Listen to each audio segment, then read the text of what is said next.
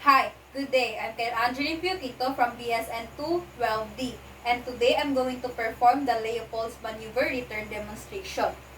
So, Leopold'S maneuver is used systematically to palpate the gravid uterus. It is an easy to perform, and it is non-invasive method to determine the position of the baby, their presentation, and engagement. So, Leopold'S maneuver is done at 24 weeks of gestation. It helps to determine the expectant mother and the healthcare provider to be prepared for labor, and it helps us to determine if it's much safer to do the cesarean section. So now, prior to the conduct of the procedure, first I'm going to perform the hand washing. This is done to deter the spread of microorganisms and preventing cross-contamination. Next thing to do is to prepare the necessary equipment to be used to conserve time and energy. This includes the towel, stethoscope, wristwatch, and pillow. So now we're going to greet the patient and explain the procedure. So, hi ma'am, good day. How are you today? I'm fine. So I'm Angeline, your student nurse for today. May I see your wristband? And please state your name. My name is Marie White. And your birthday, please. It's September 5, 1996. Okay, thank you. So today, ma'am, we're going to perform the Leopold'S maneuver, which means we're going to determine the position of your baby in your uterus, the presentation, and the engagement. Also, I'm going to listen at your baby's heartbeat by applying some pressure on your abdomen area and palpating it, and also auscultating your abdomen. Is it okay with you? Yes. Okay, so before we start, I'm going to provide some privacy by closing the door, closing the windows, closing the curtains, so that no one will disturb while doing the procedure. So now, I'm encouraging the patient to void first. So ma'am, I'm encouraging you to void first, so later you won't feel uncomfortable. Is it okay with you? Yes. Okay. So, an empty bladder promotes a comfort and allows productive examination. Distended bladder may obscure fetal contour and slightly deviate the uterus. So now that the patient is done voiding, ma'am, I need you to lie down and slightly flex your knee and turn to the right side. Turn to the other side so that I will put the pillow. I will put the towel underneath your hip. So in positioning the patient at supine position, with the placing pillow at the under her head would relieve the tension of the abdominal musculature, and placing a towel underneath her hip is to displace of the uterus of inferior vena cava and aorta. It prevents the supine hypotensive syndrome. So now that we are done, I'm going to expose the abdomen area.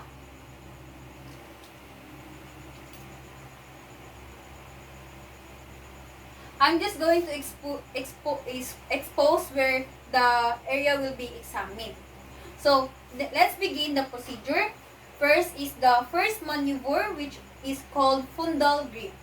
This is done by palpating the uterus fundus of the patient. This is to locate or determine if which part of the baby's body is at the uterus, fundus uterus. It could be determined in fetal head, which means it's hard, round, movable, or bloatable, or bridge, it means the smooth or nodular.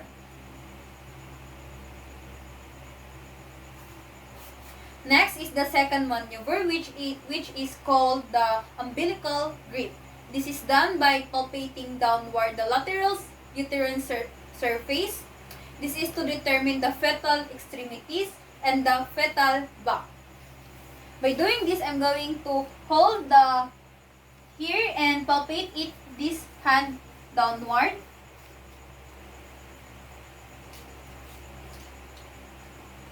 And now I'm going to hold it here and palpate it downward.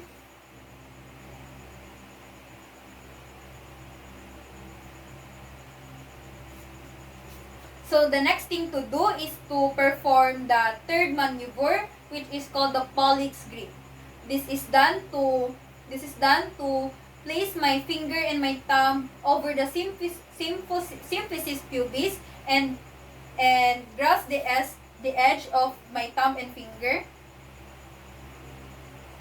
This is to determine if the engagement has occurred.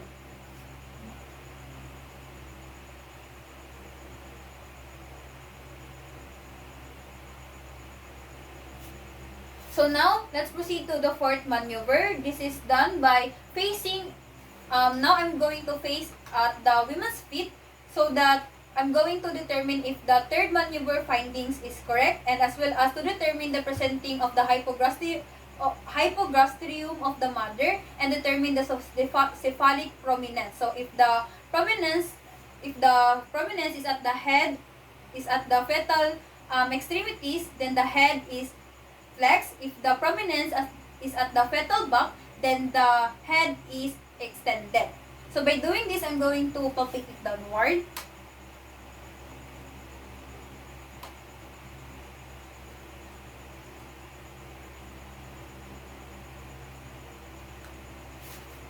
So now that we're done palpating the abdomen, I'm going to proceed in listening the fetal heart tone and locate the fetal back again.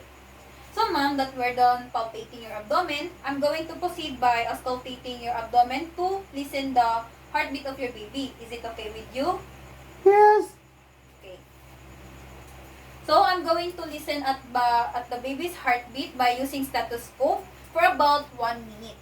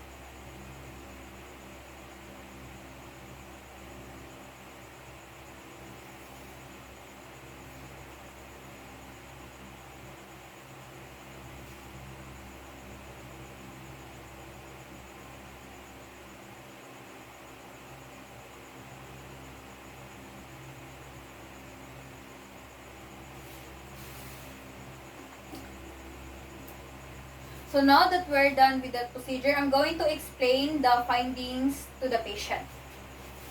So now, ma'am, that we're done with the procedure, I have determined the position of your baby. But first, I'm going to cover you up.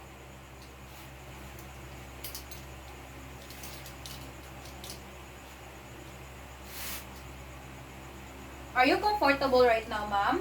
Yes, I am. Okay, so now, ma'am, I have determined it. So the position of your baby is at right side and it is in a cephalic position, which means that the head of your baby is at the lower uterus, which means it is normal and it is an ideal position.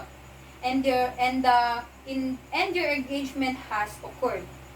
And then when listening to your baby's heartbeat for about 1 minute, it has 125 beats per labor minute. So it means normal. So do you have any clarification, questions? None. Okay, thank you so much for the cooperation, ma'am. Have a good day. Thank you. So now that we are done explaining the procedure and thank the patient, we are going to do the hand washing and document the findings. That's all. Thank you.